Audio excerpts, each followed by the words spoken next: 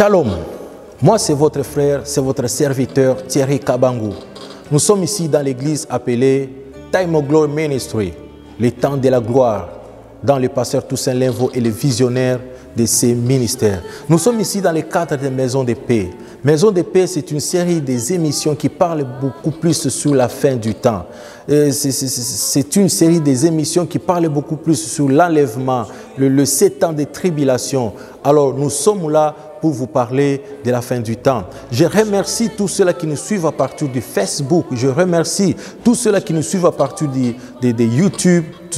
En fait, je remercie tous ceux-là qui nous suivent à partir des réseaux sociaux. Que Dieu vous bénisse, que la main de Dieu soit sur vous, que Dieu bénisse vos familles, que Dieu vous bénisse là où vous êtes, là où vous me suivez, que Dieu vous bénisse abondamment, que Dieu réellement vous bénisse. Il y a un frère qui m'a posé la question de savoir pourquoi Jésus-Christ est notre souverain sacrificateur, ou encore pourquoi Jésus-Christ est comment Jésus-Christ est entré dans son ministère de souverain sacrificateur. Nous allons essayer de répondre par la grâce de Dieu, selon la connaissance de Dieu que Dieu va nous donner. Nous allons essayer de répondre à cette question. Dans l'entrée des jeux, nous voulons vous expliquer le Nouveau Testament est contenu dans l'Ancien Testament. C'est-à-dire, quand nous parlons du Nouveau Testament, le Nouveau Testament est dans l'Ancien Testament. C'est comme s'il se cache là-bas. Et l'Ancien Testament est dans le Nouveau Testament expliqué. C'est-à-dire, tout ce qui est dans l'Ancien Testament est expliqué dans le Nouveau Testament. Et rappelez-vous, quand Jésus-Christ est venu sur cette terre, il est venu comme un agneau. Il est venu pour donner son corps en sacrifice. Il est venu pour verser son sang. Il est venu pour se faire lui-même pécheur. Il est venu pour mourir pour toi. Il est venu pour prendre ta place. Il est venu réellement pour que toi, tu aies la vie sauve. Et quand Jésus-Christ va revenir, il ne viendra plus pour sauver l'humanité. Il ne viendra plus comme un bébé. Mais la Bible dit, il viendra comme le roi des rois, le Seigneur des seigneurs. Il viendra pour juger l'humanité. Il viendra pour établir son royaume. Parce que la Bible dit, le royaume de Dieu, quand le Dieu des cieux établira son royaume, le royaume de Dieu ne passera jamais sous la domination de notre peuple. C'est-à-dire, le royaume de Dieu, pendant ce temps-là, le royaume de Dieu sera visible. Alors quand Jésus-Christ reviendra, il reviendra comme le lion de la tribu de Juda pour juger maintenant le monde, pour établir son royaume, pour établir sa domination sur toute la terre. Et quand nous lisons par exemple 1 Timothée verset 1, chapitre 1, verset 15, la Bible dit, c'est une parole certaine et entièrement digne d'être reçu, que Jésus est venu dans le monde pour sauver les pécheurs, dont je suis le premier. Apôtre Paul a reconnu que si Jésus-Christ était venu sur cette terre, c'était premièrement pour lui qui était pécheur, lui qui persécutait l'église de Dieu dans les temps, lui qui ne voulait pas voir les chrétiens. L'apôtre Paul a reconnu que Jésus-Christ est venu pour les pécheurs, dans lui-même est le premier. C'est pour vous dire que quand Jésus-Christ est venu pour la première fois, il est venu comme un agneau pour sauver l'humanité. Il est venu pour mourir pour toi, Jésus-Christ. Nous allons vous expliquer comment, nous allons d'abord vous expliquer comment le souverain sacrificateur dans les temps faisait les rituels, les cérémonies. Et puis nous allons vous expliquer comment notre Seigneur Jésus est le souverain sacrificateur. Quand est-ce que notre Seigneur Jésus-Christ est entré dans son ministère de souverain sacrificateur. Dans l'entrée des jeux, nous savons que le temple à Jérusalem avait deux parties. La première partie, c'est les souverains sacrificateurs y entraient presque de temps en temps pour faire le service. Et la deuxième partie, la Bible dit, les souverains sacrificateurs y entraient une fois par an pendant la fête des expiations. Il y entrait avec le sang des boucs pour faire l'aspersion sur le propitiatoire qui est le couvercle de l'arche de l'Alliance. Alors, que faisaient les souverains sacrificateurs dans les temples à Jérusalem? Si nous lisons par exemple Lévitique chapitre 4, la Bible dit quoi? La Bible dit, le souverain sacrificateur ayant reçu l'onction, si lui-même a péché contre Dieu, alors il va amener, pour être purifié, il va amener un jeune taureau à l'entrée du temple. il va mettre sa main sur les taureaux, il va égorger les taureaux, le sang va couler. Et quand le sang va couler, les sacrificateurs ayant reçu l'onction, il va prendre ce sang-là, il va l'amener dans l'église et il va prendre son doigt, il va tremper son doigt dans le sang, il va faire l'aspersion devant de l'Éternel, devant de l'Éternel 7 fois. Vous comprendrez avec moi que pendant ces temps-là, ce n'était pas facile. Ce n'était pas facile d'être purifié, ce n'était pas facile d'être pardonné. Il y avait un prix qu'on devait payer. Tu devais avoir un sacrifice, tu devais avoir de l'argent pour acheter les taureaux, pour acheter un animal qui était nécessaire pour ces temps-là. Alors que quand les souverains sacrificateurs mettaient, ou quand la personne mettait sa main sur les taureaux, il y avait ce transfert-là d'impureté, c'est-à-dire la personne devenait pure. Et quand les souverains sacrificateurs, une fois par an, entraient au-delà du voile, entraient dans le lieu très saint, la Bible dit il entrait là-bas avec le sang des animaux pour faire l'aspersion sur le propitiatoire qui est le couvercle de l'arche de l'Alliance une seule fois par an. Alors la Bible dit, et quand les souverains sacrificateurs s'apprêtaient pour entrer dans le lieu très saint, personne ne les touchait. Parce que si tu touchais les souverains sacrificateurs, alors qu'ils se préparaient pour entrer dans le lieu très saint, ils devenaient impurs et toutes choses étaient à refaire. Ça, c'était ce qui s'est passé dans les temples de Jérusalem. C'est-à-dire, les souverains sacrificateurs, quand ils s'apprêtaient pour entrer dans les lieux très saints, personne ne les touchait, pourvu qu'ils soient impurs et que toutes les cérémonies là-bas, toutes les cérémonies étaient à refaire. Voyons maintenant notre Seigneur Jésus-Christ. Comme je vous l'avais dit l'autre fois, quand Jésus-Christ est né, il est entré dans son ministère des prophètes. Et quand vous lisez les évangiles, Jésus-Christ a fait des miracles, il a fait beaucoup de choses. Et quand Jésus-Christ est mort, quand il est ressuscité, il est entré dans son ministère des souverains sacrificateurs. Il y a deux hommes, comme vous le savez. Il y avait Abel et Caïn. Quand il est arrivé des moments pour faire les offrandes, Caïn a fait les offrandes des fruits. Et Dieu n'a pas accepté, n'a pas agréé cette offrande-là. Et la Bible dit qu'Abel a pris le premier-né de son petit bétail. Il a fait une offrande à l'Éternel et Dieu a agréé cette offrande-là. Et Caïn n'était pas content. Caïn a tué son frère. Et quand Dieu a demandé à Caïn, pourquoi? Où est Abel? Caïn a répondu, moi je ne suis pas le gardien de mon frère. Je ne suis pas le gardien de mon frère. J'aime ce que Dieu a dit. Dieu a dit, la voix du sang de ton frère crie du sol jusqu'à moi. C'est-à-dire le sang aussi peut parler. Le sang d'Abel a parlé au devant de Dieu. Le sang d'Abel a parlé. Nous nous limitons d'abord là-bas.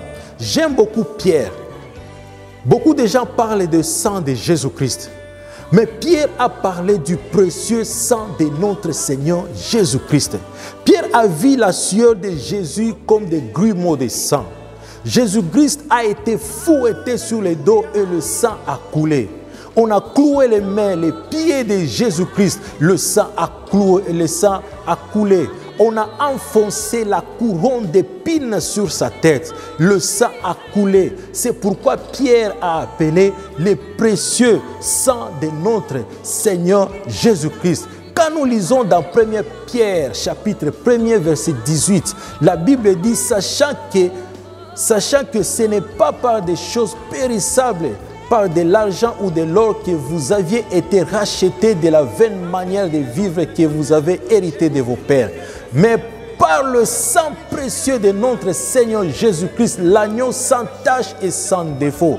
J'aime quand Pierre a appelé le sang précieux de Jésus-Christ. Le sang de Jésus-Christ crie mieux que le sang d'Abel. Si le sang d'Abel a crié jusqu'à Dieu, c'est-à-dire le sang de Jésus-Christ peut mieux parler, peut mieux crier que le sang d'Abel. Alors, souvenez-vous, quand Marie allait pour arroser, pour embaumer plutôt le corps de Jésus-Christ, il a vu quelqu'un au jardin. Il pensait que peut-être que c'était le jardinier. Alors, quand Marie a reconnu que c'était le Seigneur Jésus-Christ, La Bible dit, Marie voulait toucher le Seigneur Jésus-Christ. Mais Jésus a refusé d'être touché par Marie. Il a dit à Marie, ne me touche pas car je ne suis pas encore allé vers mon Père. La question est de savoir, mon frère, pourquoi Jésus-Christ a dit à Marie, je ne suis pas encore allé vers mon Père. C'est la question que nous nous posons. Et quelques jours plus tard, il a dit à Thomas, touche-moi. Pourquoi Jésus-Christ a autorisé à Thomas de le toucher et il a refusé à Marie de le toucher. Il a dit à Marie, je ne suis pas encore allé vers mon Père. Seigneur Jésus n'a pas voulu que Marie le touche. Si nous lisons la Bible dans Hébreu, la Bible dit, mais Jésus-Christ est venu comme le souverain sacrificateur des biens à venir. Il a traversé le temple le plus grand et plus parfait qui n'est pas construit par les mains des hommes. C'est-à-dire, là-bas au ciel, il y a un temple que Jésus-Christ devait traverser pour aller comparaître devant notre Seigneur Jésus-Christ. C'est-à-dire, quand Jésus-Christ a ressuscité, Jésus-Christ a pris son propre sang. Il a pris son propre sang. Il est parti dans les lieux très saints pour faire l'aspersion sur le propitiatoire céleste, afin que nous soyons sauvés et pardonnés. Et quand Jésus-Christ a fait ça, il a fait ça une seule fois pour toutes. Il a fait ça une seule fois pour toutes. Et les souverains sacrificateurs dans les temples à Jérusalem, il le faisait chaque année.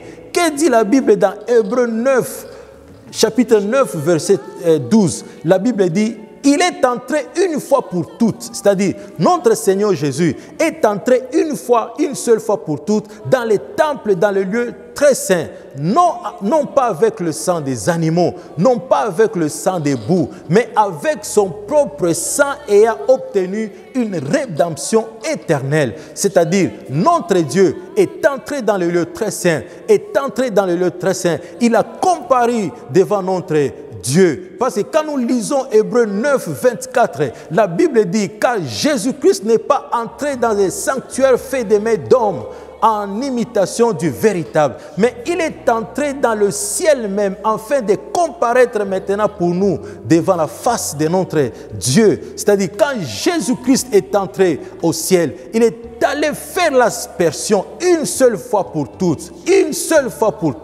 afin que tu sois sauvé, afin que tu sois pardonné, afin que tu vis la vie que tu vis maintenant. Si nous faisons la comparaison entre les souverains sacrificateurs dans les temples de Jérusalem et les souverains sacrificateurs qui est notre Seigneur Jésus-Christ, nous voyons que dans les temps, les souverains sacrificateurs entraient chaque année au-delà du voile dans le lieu très saint pour faire l'aspersion sur le propitiatoire qui est le couvercle de l'arche de l'Alliance. Il y entrait chaque année. Et notre Seigneur Jésus, il est entré, la Bible dit, il est entré une seule fois pour toutes dans les lieux très saints pour faire l'aspersion. C'est-à-dire, notre Seigneur Jésus-Christ est entré une seule fois dans les lieux très saints pour faire l'aspersion sur le propitiatoire qui est là dans le lieu très saint. Et d'ailleurs, quand nous lisons Hébreux chapitre 9, verset 25, la Bible dit, et ce n'est pas pour s'offrir lui-même plusieurs fois qu'il y est entré. C'est-à-dire, Jésus-Christ n'est pas allé vers son Père plusieurs fois pour faire des sacrifices comme ça se faisait dans les temps. Lui, Jésus-Christ, est entré seulement une seule fois, pendant que les souverains sacrificateurs entraient plusieurs fois, chaque année une fois, pour faire les sacrifices. Vous voyez que pour nous maintenant, à cause du sang de Jésus, à cause de Jésus-Christ, si nous voulons demander pardon, nous n'avons pas besoin des animaux pour faire les sacrifices. Nous n'avons pas besoin des taureaux. Nous n'avons pas besoin de faire des rituels ou des cérémonies. Mais nous avons besoin de reconnaître seulement que tu as péché contre Dieu. Et Dieu est capable de te pardonner, quel que soit que le péché que tu as fait. Mais dans les temps, si tu péchais, il fallait amener un taureau, un sacrifice. Il fallait prendre le sang et entrer dans le lieu très saint. Nous comparons ici le lieu très saint et au ciel, parce que dans le lieu très saint, c'était même la présence de Dieu. C'était Dieu lui-même qui était là-bas. Et si nous voyons Si nous voyons le ciel, c'est une place qui est sainte, là où Dieu se trouve. C'est-à-dire, pour accéder là-bas, les souverains sacrificateurs ne devaient pas être touchés. Ils ne devaient pas être touchés pourvu qu'ils ne soient impurs et que toutes les choses étaient à refaire. C'est pourquoi Jésus-Christ a dit à Marie, ne me touche pas car je ne suis pas encore allé vers mon Père. Il fallait d'abord que Jésus-Christ aille chez son Père pour comparaître devant Dieu dans les lieux très saints, dans les temples qui n'ont pas été construits par les mains des hommes, dans les temples qui n'ont pas été construits par les mains des hommes, mais dans les temples qui ont été construits par Dieu lui-même, afin de comparaître devant notre Dieu. C'est pourquoi, quand il est revenu encore miraculeusement, il a dit à Thomas, touche-moi maintenant. C'est parce que lui-même Dieu a reconnu, lui-même Jésus-Christ a reconnu qu'il a déjà fait une seule fois, il a déjà fait une seule fois ce qu'il fallait faire là-bas au ciel, dans les lieux très saints. Vous voyez, c'est pourquoi nous vous disons que quand Jésus-Christ est ressuscité, il est entré dans son ministère des souverains sacrificateurs. Il a comparu devant notre Dieu, afin que tu aies la vie sauve, afin que tu sois purifié, afin que tu sois sanctifié. Tu n'as pas besoin d'amener encore des animaux. Tu n'as pas besoin de faire des sacrifices des animaux. Mais Jésus-Christ lui-même est une victime. Jésus-Christ lui-même a donné son corps comme sacrifice pour que toi tu sois purifié. Il s'est fait pécheur. Il a pris cette charge-là. Il a pris ton péché afin que toi tu sois purifié. C'est comme lorsque les souverains sacrificateurs ou quelqu'un qui péchait, qui mettait sa main sur les taureaux et qui égorgeait les taureaux. C'est-à-dire, les taureaux devenaient impurs et que la personne devenait pure.